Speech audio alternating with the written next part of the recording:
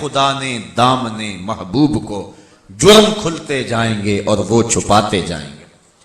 فرمایا شفاعتی لأہل الکبائر من امتی، میں امت کے بڑے بڑے گناہ گاروں کی شفاعت کروں گا۔ ابن ابی دنیا نے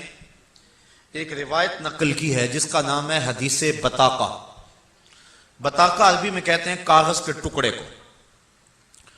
حضور حشر کے میدان میں ایک نوری منبر پر بیٹھے ہوں گے کہ ایک شخص کو فرشتے گھسیٹ کر کے جہنم کی طرف لے جا رہے ہوں گے۔ تو جب حضور کے قریب سے وہ شخص گزرنے لگے گا تو اس کی نظر حضور کے چہرے پہ پڑ جائے گی، تو بے ساختہ پکار اٹھے گا یا رسول اللہ صلی اللہ علیہ وسلم۔ ہم یہ بار بار جو نعرہ لگاتے ہیں نا یا رسول اللہ، اس کا ایک مقصد یہ بھی ہے کہ یہ نعرہ پک جائے اور اس خوف کے عالم میں بھی زبان سے یا رسول اللہ نکلے، اور جب حضور کا نام جب لبوں پہ آ گیا تو پھر اللہ کی رحمتیں نازل ہو جائیں گی اور اللہ کا کرم نازل ہو جائے گا۔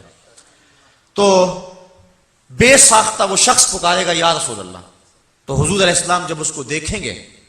تو سنیے حضور نے کیا ارشاد فرمایا۔ فرمایا میں اس کی طرف اتنی تیزی سے بڑھوں گا منبر سے اٹھ کر کے اس کو فرشتوں سے چھڑانے کے لیے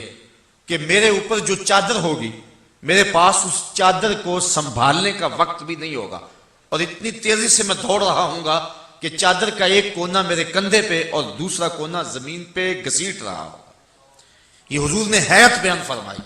اور اس حالت میں جا کے حضور فرشتوں کو روکیں گے کہ اس کو جہنم کی طرف کیوں لے جا رہے ہو؟ تو فرشتے عرض کریں گے کہ ہم نے نامہ اعمال تولا ہے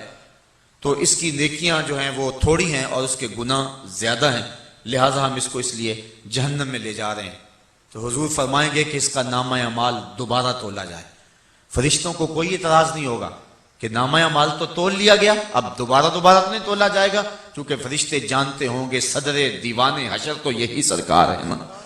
اور انہی کی مرضی سے تو حشر کا سارا کاروبار ہے۔ تو فرشتے دوبارہ ترازو لگائیں گے، تو جب اس پہ اس کے نامہ اعمال کو رکھا جائے گا تو واقعی اس کے گناہوں والا پلڑا جو ہے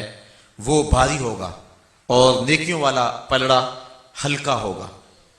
تو وہ پھر پریشان ہو جائے گا۔ حضور علیہ السلام ایک کاغذ کا ٹکڑا نکالیں گے جس کی وجہ سے اس حدیث کو محدثین حدیث بطاقہ کہتے ہیں، تو وہ جا کے اس کے نیکیوں والے پلڑے میں رکھ دیں گے، اور جب نیکیوں والے پلڑے میں وہ کاغذ کا ٹکڑا آئے گا تو وہ پلڑا اٹھ کے اوپر چلا جائے گا۔ یہ دنیا کے اوپر جو ترازو بھاری ہوتا ہے وہ پلڑا نیچے ہوتا ہے، لیکن جو وہ میزان حشر ہے اس کا معاملہ برعکس ہے، جو پلڑا بھاری ہوتا ہے وہ اوپر اٹھتا ہے، چونکہ نیکیوں کی جو اٹھاس ہے اور نیکیوں کا جو رخ ہے وہ نور ہے اور اس کا اوپر کی طرف ہے، تو وہ پلڑا جو ہے وہ بھاری ہو کے اوپر اٹھ جائے گا۔ تو فرشتے کہیں گے کہ بس ٹھیک ہے، اب یہ جنت کا راہی ہے، تو وہ حضور پہ 100 جان سے قربان ہوتا جائے گا اور عرض کرے گا میرے محبوب یہ کون سا عمل تھا کہ جو آپ نے ڈال دیا اور میرے نامہ اعمال کے اندر اتنا وزن پیدا ہو گیا؟ تو حضور علیہ السلام فرمائیں گے میرے امتی خلوص کے ساتھ ایک دن تو نے میرے اوپر درود پڑھا تھا، یہ اس درود کا وزن ہے جس سے تیری نیکیوں کا پلڑا بھاری ہو گیا ہے۔ یاری لا تو پاک نبی سنگ اے پر پوری یاری، پھر درود قبول ہے تیرا لکھ نہ لو ایک واری۔ تو وہ خلوص اور محبت کے سانچے میں ڈھل کر کے جو حضور کے اوپر درود پڑا تھا، حضور نے اس کو اپنے پاس رکھ لیا تھا۔ حضور نے ارشاد فرمایا کہ اسمع صلاۃ اہل محبتی، میں محبت سے درود پڑھنے والوں کے درود کو خود سنتا ہوں۔ حضرت ابو درداء سے روایت ہے اور یہ ابو داؤد شریف کے اندر موجود ہے، حضور نے جمعے کے دن کثرت کے ساتھ درود پڑھنے کی ترغیب دی۔ تو حضرت ابو درداء رضی اللہ تعالیٰ عنہ فرماتے ہیں کہ میں نے حضور سے عرض کی کہ حضور جب آپ اس دنیا سے چلے جائیں تو کیا ہم پھر بھی درود کے سلسلے کو جاری رکھیں؟ تو حضور نے جو ارشاد فرمایا، یہ کتب صحاح میں سے ہے، ابو داؤد شریف اور ابن ماجہ شریف، تو اس میں روایت ہے ابن ماجہ شریف کی کہ حضور نے فرمایا ہاں بعد میں بھی درود کا سلسلہ جاری رکھنا، اور ساتھ فرمایا ان اللہ حرم علی الارض ان تاکل اجساد الانبیاء فنبی اللہ حی یرزق، اللہ نے مٹی پر حرام کر دیا ہے کہ وہ نبیوں کے جسموں کو کھائے، نبی قبروں میں زندہ ہوتے ہیں اور ان کو رزق بھی دیا جاتا ہے۔ اس لیے حضور کی ذات پر خلوص اور محبت کے ساتھ جو درود پڑھا جائے اس کی برکات حاصل ہوتی ہیں۔ تو حضور اتنی تیزی کے ساتھ اس کی طرف بڑھیں گے کہ اس شخص کو